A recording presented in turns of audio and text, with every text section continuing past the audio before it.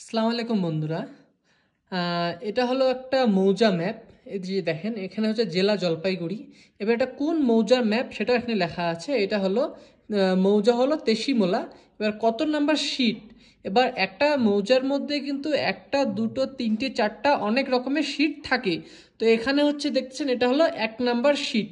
তো 1 number sheet, থানা হলো মালবাজার। তো মৌজার যে জিএল নাম্বার থাকে, তো এটা হলো সেই জিএল নাম্বার হচ্ছে 46। এবার প্রত্যেকটা মৌজার কিন্তু একটা কোড থাকে। এবার এই মৌজার কোড হলো 0705046।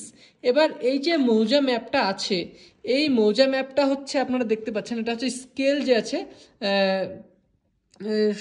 16 = 1 মাইলের হচ্ছে এটার স্কেল। আর এখানে হচ্ছে আপনারা তারপর হচ্ছে এখানে দেখেন, এখানে একটা মৌজা ম্যাপের যে একটা সংক্ষিপ্ত বিবরণ থাকে।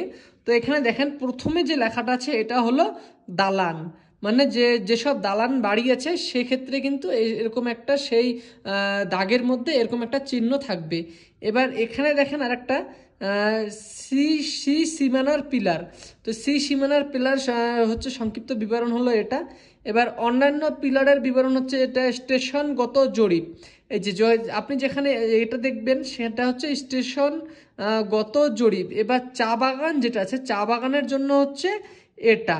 এবার এখানে দেখেন দাগ নাম্বার আছে, এখানে হচ্ছে অত্র অত্র পিঠে অত্র সিটে ভুক্ত, এগুলো হচ্ছে দাগ নাম্বার। আর হচ্ছে আপনার ছুট দাগ, মানে যখন এই ম্যাপটা তৈরি হয়েছিল তখন যেসব দাগগুলা ছুটে গেছে তখনকার এইসব ছুট দাগগুলো এখানে লেখা আছে।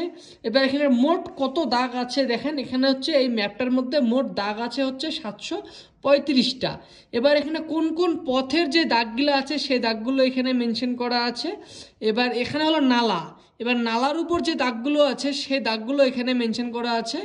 তারপরে আপনারা দেখতে পাচ্ছেন যে এখানে নদী যে আছে, নদীর এখানে যে দাগগুলো আছে সেই নদীর দাগগুলো কিন্তু এই ম্যাপের মধ্যে যে নদী আছে সেটা কিন্তু সে এখানে মেনশন করা আছে।